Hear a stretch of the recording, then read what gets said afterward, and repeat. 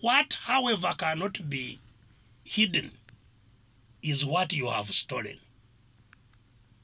Because what they steal, as I told you, they buy things. So we can interrogate you, Mr. Museveni, all this wealth you have, when you came with nothing, when we know your salary, how did you get it? We can interrogate, so we can start from the other end. The same thing with how we relate to the regime.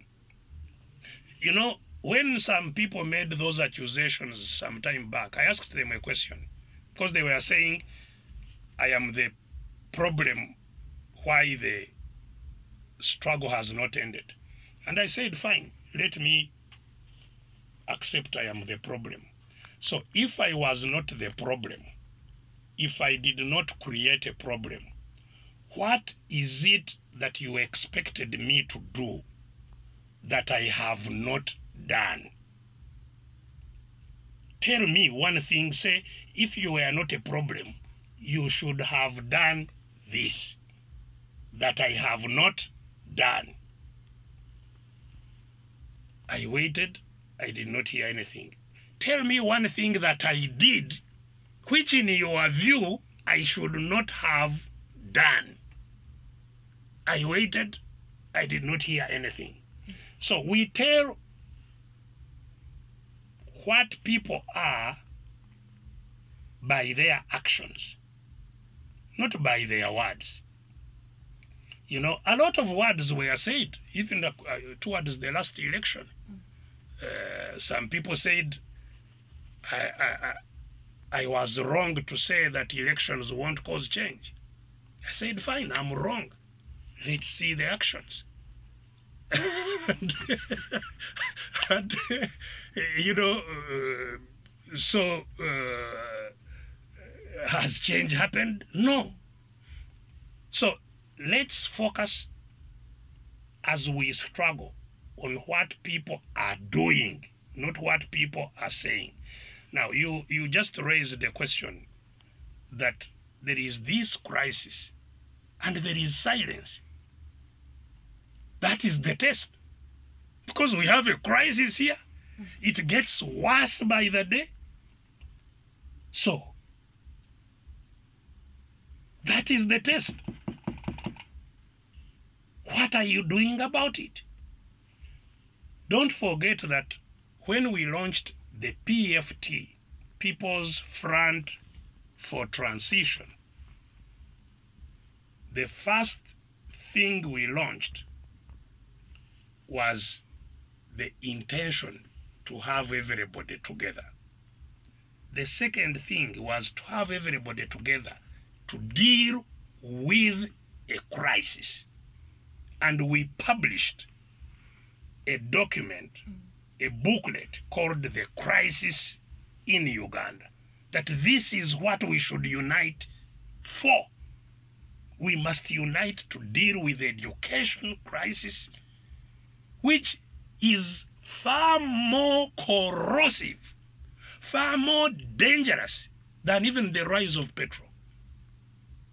Because as I told you, that's the knowledge, that's the foundation. We don't have education going on in this country as we talk. It's dead. And people are not, you know, they are just going on with their business.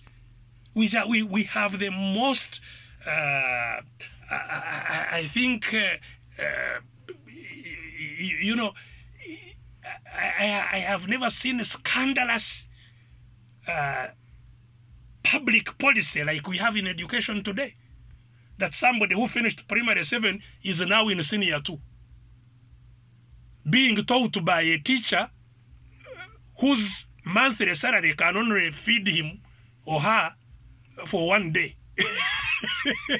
That is the teacher that is supposed to teach this student the work of 2 years in one. It's horrendous.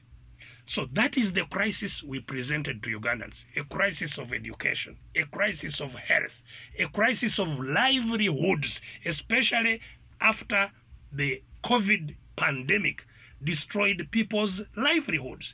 We said there must be a new, and we presented what that should be. You know, how people's livelihoods can be rebuilt. You know, how education indeed needs to be rebuilt. We presented what needs to be done. We did not only present what needs to be done, we also said we don't expect what needs to be done by those who created it. So we said that is why this front must create a transition.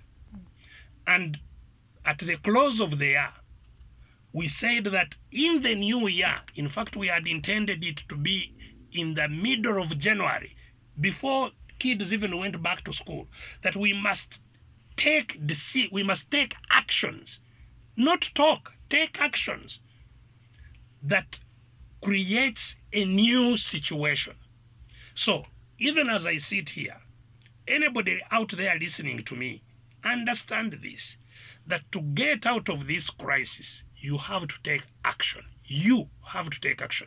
The reason we have not indeed moved to take that action, first of all, we thought we should make a final attempt at rallying as many people as possible, including the troublesome elites, as we have been discussing.